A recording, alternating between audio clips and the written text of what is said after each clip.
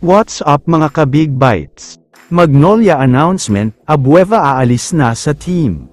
Pero bago ka sana magpatuloy sa panunood ay huwag mong kalimutang mag-subscribe sa aking YouTube channel. Update lang tayo sa inilabas na balita ng iba't ibang mga source tungkol kay Greg Slaughter.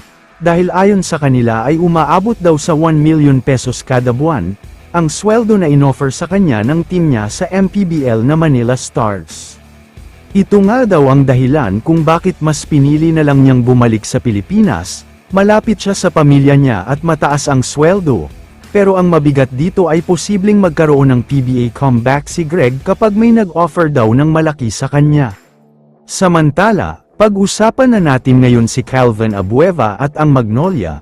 Sa ngayon ay mukhang bakasyon ang punta ng mga magmamanok, dahil nilaglag na agad sila ng kanilang sister team na Barangay Ginebra sa semifinals.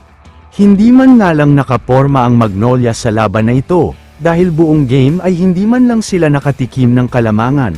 Pinahabol na nga sila sa second quarter pero wala pa rin nangyari dahil sa dami ng errors na ginawa nila. Kaya naman tuluyan na talagang nawalan ng pag-asa ang Magnolia sa laban na ito, dahil umabot na sa 25 points ang kalamangan ng Ginebra. Pinilit lumaban ng Magnolia pero wala na talaga silang nagawa pa.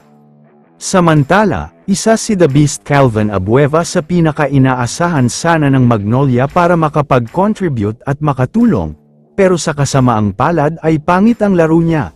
Parang siya pa nga ang dahilan ng pagkatalo nila. Sa tuwing pinapasok kasi siya ni Coach Chito, tila nagugulo lang ang laro nila at nasisira lang ang momentum nila. Sa laban nga nila kontra sa Ginebra ay naglaro siya ng mahigit 20 minutes, pero umiscore lang siya ng 8 points. Ang mas masaklap pa dito, umabot sa 4 ang turnovers niya, madami pa siyang forced shots kaya hindi talaga maganda ang pinakita niya sa laban na ito. Pinagtatawanan na nga lang siya ng karamihan sa mga Ginebra fans dahil sa mga ginagawa niya. Kaya naman ayon sa mga source, mukhang ito na daw ang huling conference na makikita nating maglalaro si Abueva para sa Magnolia, dahil next season ay magpapalipat na daw siya, isang trade request na daw ang gagawin niya. Pero sa tingin ko, mukhang dapat na nga talagang bitawan ng Magnolia si Abueva, at mag-move on na lang sila sa isa't isa. Maraming teams ang siguradong kukuha kay Abueva, at bilang kapalit ay siguradong makikinabang rin ang Magnolia dito.